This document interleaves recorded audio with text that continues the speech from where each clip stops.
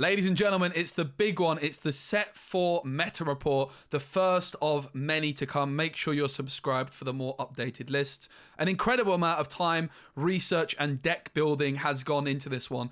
Let's crack on straight away with Lemon and Lime, Amber and Emerald Discard. Amber and Emerald is a color combo which has so much discard stuff going for it, but in previous sets, it's really struggled to have any board presence. But with the introduction of Set 4, there's quite a few new tools to give you some board control with this Amber and Emerald combo, and therefore it's become a lot more of a serious contender. The main theme of this deck is discarding your opponent's hand while gaining board control and questing quite aggressively. You achieve this through either Under the Sea, which is a new sing together song, which can put all opposing characters with 2 strength or less to the bottom of their player's deck in any order. Alternatively, the other main way to do this is with the Muses, the Proclaimers of Heroes. Both of these cards kind of do the same thing, and it's not exactly clear just yet which way is better to go. In the list that I'm sharing, I've got 4 copies of the Muses and just 1 copy of Under the Sea. But it's absolutely worth experimenting to see which one of these cards you prefer. A card which I really like in this deck is using Painting the Roses Red, which is a song card which synergizes very well with Ariel. You can also sing this with Ursula, Deceiver of All, and you put up to 2 chosen characters get -1 strength this turn, and you draw a card. So with Ursula, Deceiver of All, you can turn a 4 strength card into a 2 strength card, draw twice, which then also means that your Muses could then bounce back a 4 strength card into your opponent's hand. So there's some really powerful combos to be had with this deck. Ursula Vanessa is also a really interesting card in this one, being able to contribute quite a lot to singing Look at This Family, and as well as Under the Sea. The Cinderella 1-drop also deserves a mention in this one. Even though I didn't include her, she is absolutely a serious consideration. Ursula's Eric's Bride is also a very interesting card in this one as well. You can shift it onto your 2-drop Ursula Deceiver and get some even more discard value. Daisy Duck is a very similar card to Friar Tuck, except she's always discarding,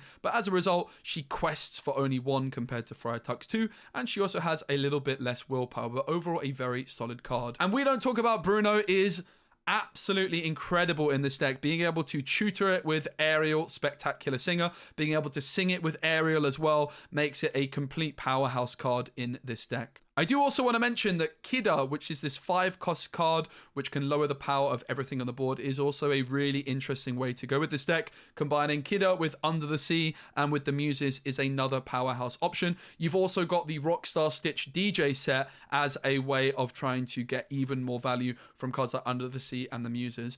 Overall, definitely a very interesting deck. I think it's going to be one that's very popular, but my early impression is that the community is overrating how powerful this deck actually is compared to some of the other options that there are in the game. My feeling is it's going to prove to be a little bit clunky, a little bit too combo heavy, and maybe just lacking a little bit of something, but definitely one to keep an eye on as it is a very new archetype, and I think that the way that this deck is going to be built is still really up in the air. While this deck has a ton of potential, I don't personally have the highest hopes for it. I'm going to put it in the B tier, and I think that it could end up proving to be better or worse. Definitely one to keep an eye on as the meta develops. Up next, we have Sapphire Amethyst, or as a lot of people like to call it, Blur Pool. Now, this deck didn't exactly get that much, but I do think it's an interesting one to consider. Possibly one of the decks in set 3 which was underexplored quite a bit, maybe underrated. It did have quite a lot of good performances in tournaments, and this deck did get a little bit of something. Mainly Ursula Sea Witch Queen is a nice top-end inkable option for this deck, which could apply quite a lot of pressure in the late game. Also, I think Isabella Madrigal is a very interesting card in this deck because of her combination with Lucky Dime. Cogsworth with the bounce package is pretty powerful. Elsa and Hades as an interesting top end still remain.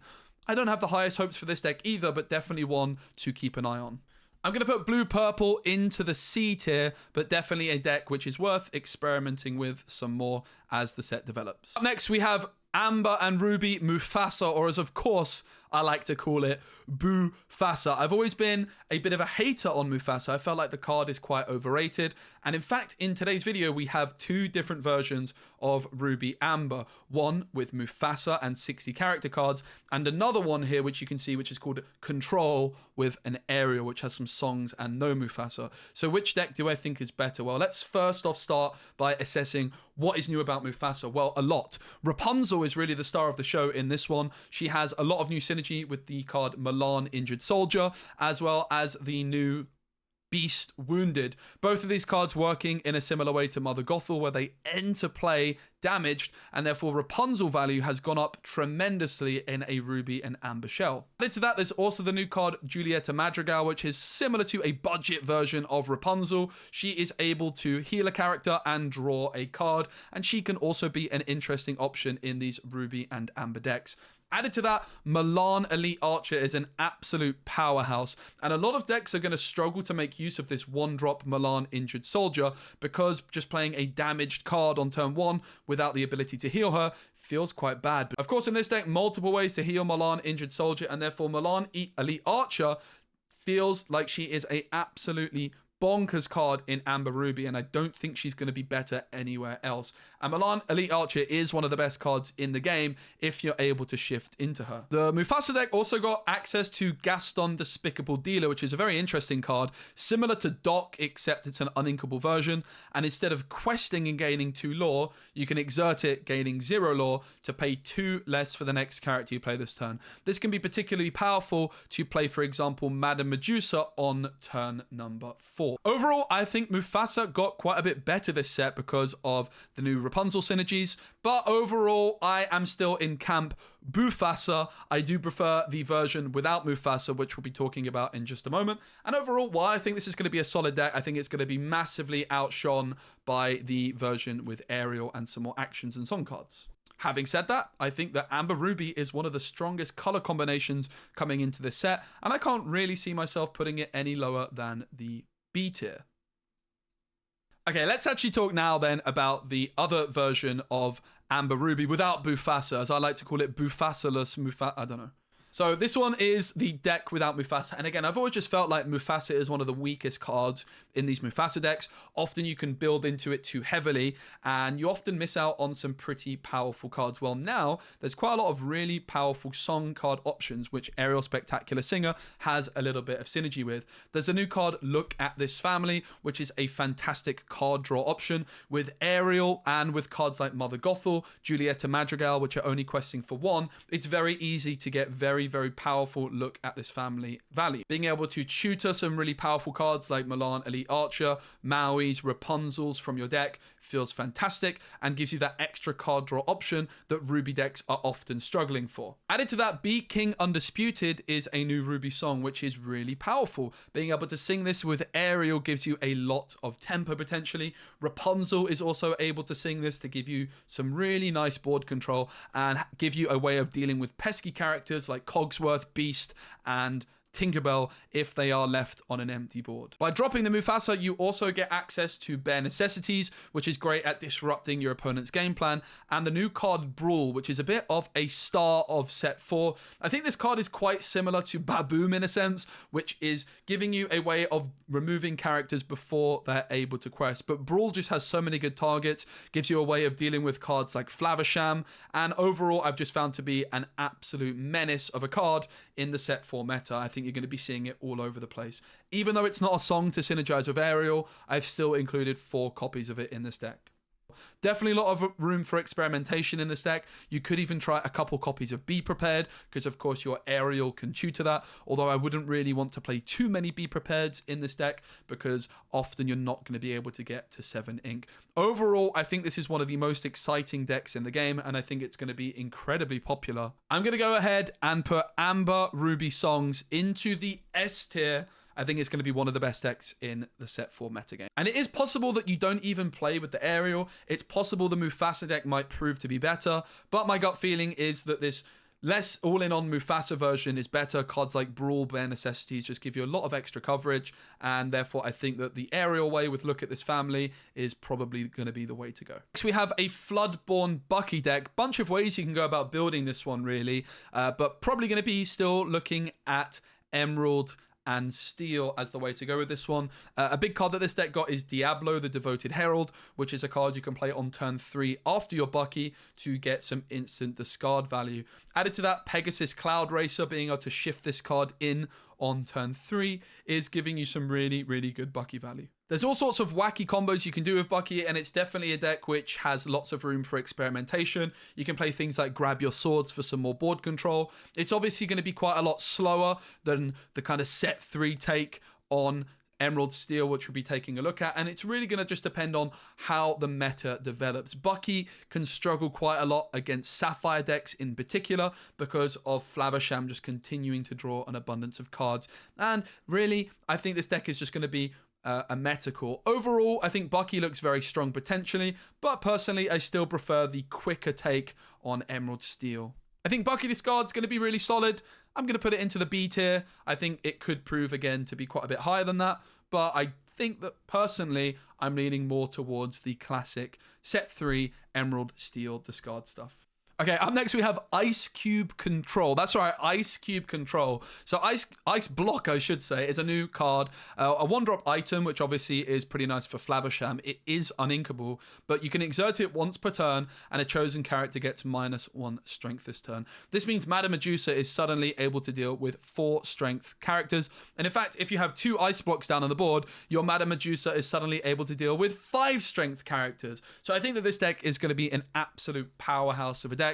Also worth mentioning that Brawl becomes even better with the ice blocks in the deck as well. Bee King Undisputed is also a new interesting card for these Ruby and Sapphire decks. Being able to sing this with Flaversham sounds really very powerful. Definitely a deck which the list is going to be tested and refined quite a bit on because it is quite new, but Ruby Sapphire was one of the best decks in set number 3, and I think it got even better in set number 4. I really, really think this is going to be all over the place, and therefore a lot of decks that you're building are going to be wanting to be able to beat this deck. Faster decks, such as like a faster take on Emerald Steel, is probably going to be the way to go for that deck, because I think that like a Bucky discard deck is really going to struggle against this type of heavy control list. I think this deck is going to be one of the most popular decks in the meta. It's going to be really hard to beat. The ice blocks are going to be very, very annoying to deal with.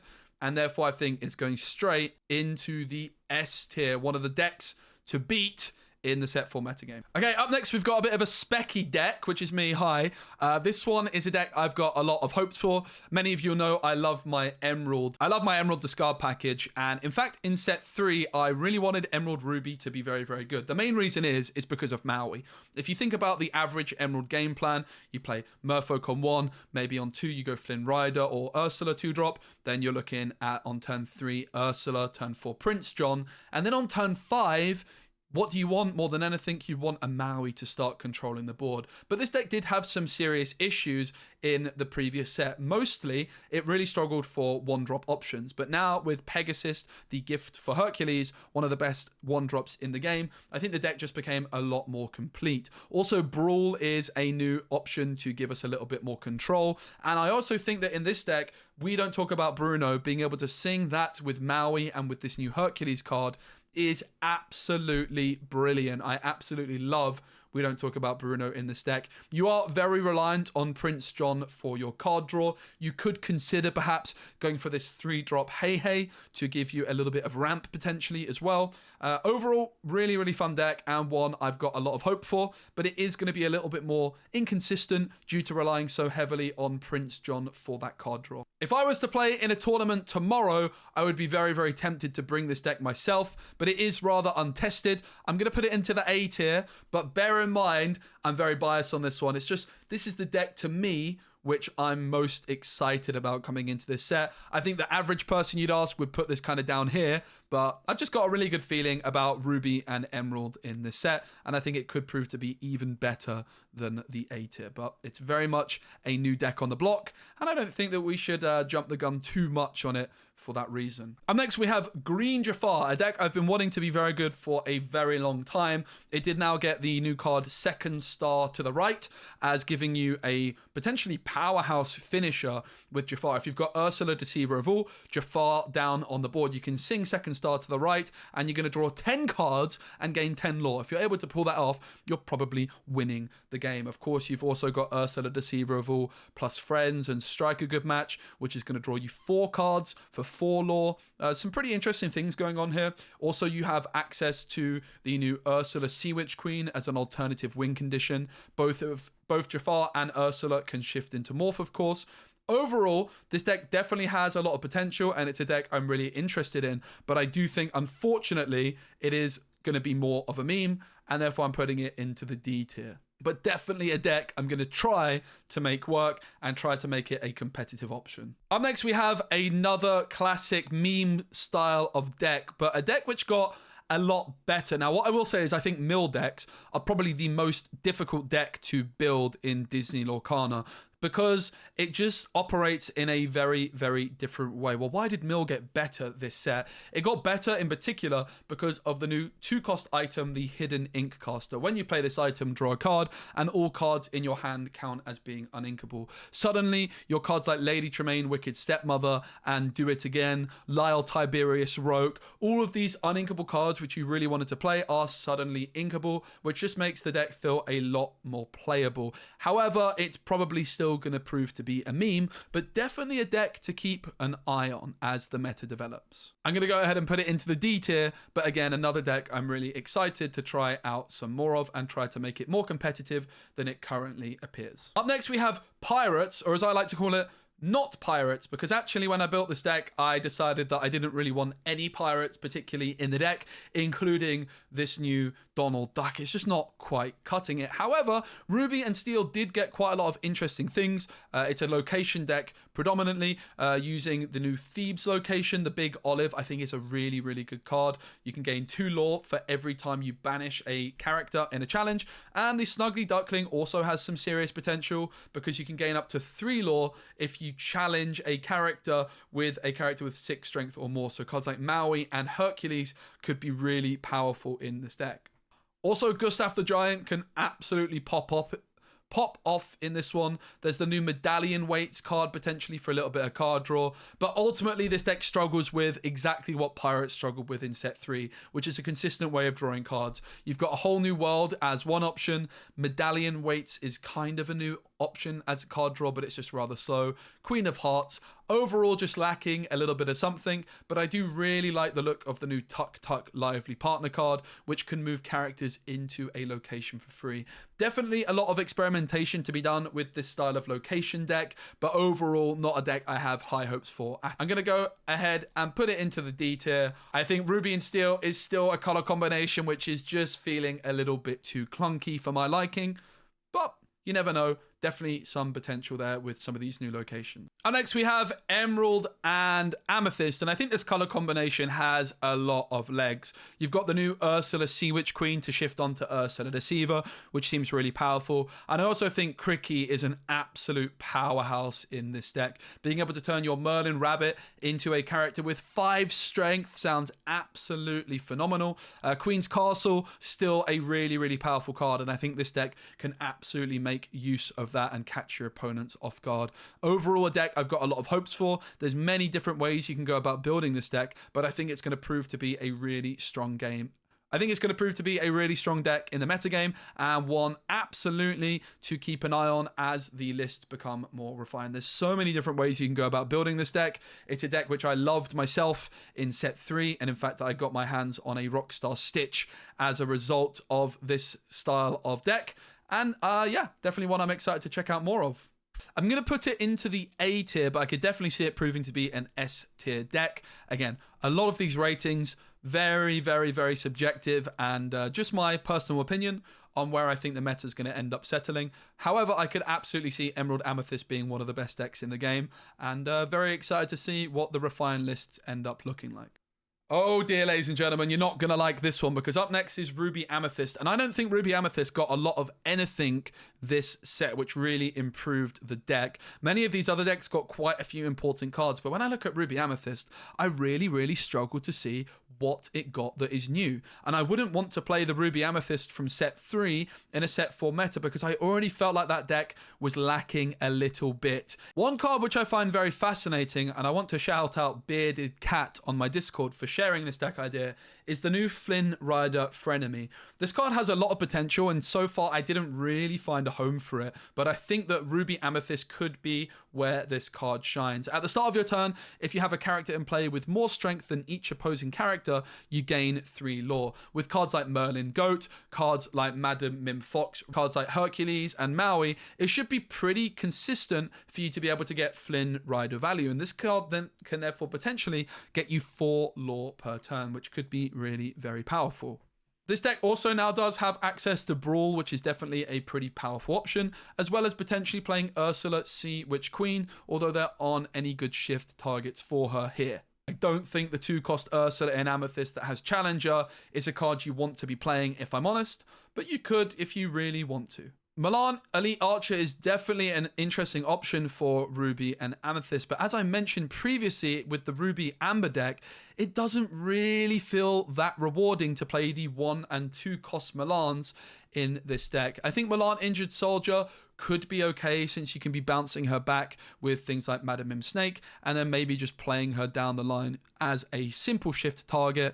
You really are only playing this Milan Injured Soldier because you want to shift on the Milan Elite Archer. Overall, I just don't think this deck looks very good at all. I really think the time for Ruby and Amethyst might have ended, and I would not recommend Ruby Amethyst as a competitive deck going into set 4. I think it's fallen off. I really do. Now, it's possible that we might see some other iterations on Ruby Amethyst, maybe utilizing Tuk with some locations perhaps. It's also possible we could see some style of aggro deck for Ruby and Amethyst, but overall, I think Ruby Amethyst looks like it's on the way out, finally. And I think, therefore, controversially, I'm putting Ruby Amethyst in the C tier, ladies and gentlemen. I do not think it is a good deck going into this set. It's going to be fine. It might prove to be better than I'm giving it credit for, but I really think it just didn't get enough juice this set compared to a lot of the other decks.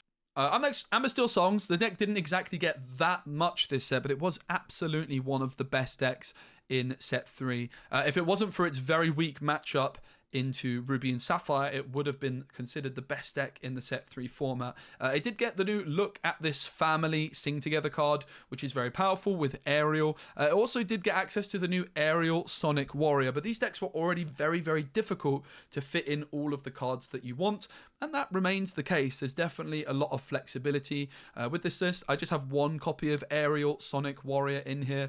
Definitely an interesting deck overall. Very difficult to fit in all the cards that you want, of course. I'm going to go ahead and put Amber Steel Songs into the A tier. Pretty hard to see how it wouldn't still be a top meta contender, but I just don't think it got that much extra juice compared to some of these other decks, and therefore I think it's going to fall off just a little bit. But still going to be a very serious deck, I'm sure. Up next, we have Emerald Steel Discard. This is more of the aggressive version, very similar to the set 3 version, which I popularized. It's looking incredibly similar. There isn't really that much new stuff going on here. The main thing the deck got is Pegasus Gift for Hercules, which I think is an absolutely huge deal. One of the things that Emerald Steel really struggled with in set 3 is that it didn't have that many good 1-drops. I often was playing the 1-drop Robin Hood without the shift Robin Hood, simply because it was the best 1-drop on offer. So Pegasus is a huge deal for this deck, without a shadow of a doubt. You could also consider playing the new Diablo card in this one for a little bit of extra card draw. The Muses is an interesting option to be bouncing back cards, giving yourself a little bit of extra control. We Don't Talk About Bruno is also a new option in this one, although there's not exactly that many cards you want to sing with this. With Prince John on the board, you're probably quite happy to just hard cast and pay 5 for We Don't Talk About Bruno.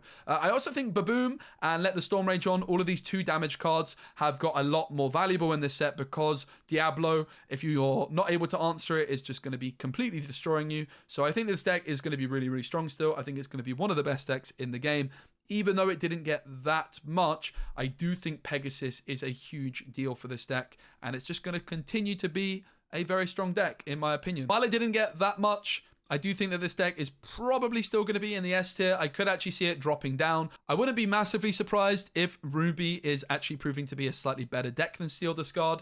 But Steel Discard should, because it's very quick, have good matchups into the other decks into the S tier. It should be a pretty big problem for the Ruby Amber decks, and it should also be a pretty big problem for the Ruby and Sapphire decks as well. So I think it's going to be a really nice deck into the metagame. Just still looks strong. Hard to go wrong, really. Okay, up next we have Jafar. Jafar is a very interesting deck with lots of different ways you can approach it. You can approach it from a more control-heavy type of deck, or you could also approach it with a more rush-focused setup. The deck did get some pretty interesting cards. Bruno Madrigal, Dolores Madrigal, and Isabella Madrigal potentially have quite a lot of synergy. Boss on a roll plus Bruno can give you a lot of lore per turn. And also the new card Second Star to the right gives you a alternative win condition with this deck. Also worth mentioning that you can, in theory, play a control-heavy Jafar list with a Whole New World and Second Star to the right, and just have the alternative win con of milling your opponent. This is a deck I've spent actually a lot of time testing. Overall, each version of the deck I was a little bit disappointed with. It just felt like it was lacking a little bit of something, a little bit of consistency, and was too easily disrupted. But Jafar is a fascinating deck to build, and I think there's a bunch of different ways you can go about it. I'm going to put it into the C tier, but I could see it getting better once a refined list is settled upon. Finally, last but certainly not least, we have Sapphire and Steel, which has proven to be a great deck for the last few sets. Ever since set 2, this has been a menace. The list I'm sharing with you is by Sky, who is kind of the godfather of these Sapphire and Steel decks. He only has one copy of Aerial Sonic Warrior, but I would definitely earmark this as a card I would personally want to experiment with more copies of. I think that Aerial Sonic Warrior is really, really powerful in this deck because you have an abundance of ink. You're able to play her, and on the turn you play her, you're often also going to be able to trigger her ability to start controlling the board. And in fact, you might even be able to utilize her ability multiple times per turn. I think the deck is still really strong, and while it didn't get a whole bunch, I think that it's just a really, really, really strong deck. I have a big belief in this deck. I think it's going to be great. Personally, I would look at playing more copies of Aerial Sonic Warrior because I think this is the deck where she is popping off more than any other deck in the game, and I think that this is going to be a top meta contender. I'm going to go ahead and put Sapphire Steel into the A tier as well, although I'm tempted to put it into the S tier. It didn't get that much compared with some of the other decks. This is my tier list. Do take it with a pinch of salt. It's very early days. These are my early predictions, but I have spent an insane amount of time in the deck builder, building all of these, talking with players. So I hope you did enjoy the video. Give it a like if you did, and make sure you subscribe for more. See you on the next video very, very soon, where I'm going to be doing lots of deck guides on each of these decks. Cheers.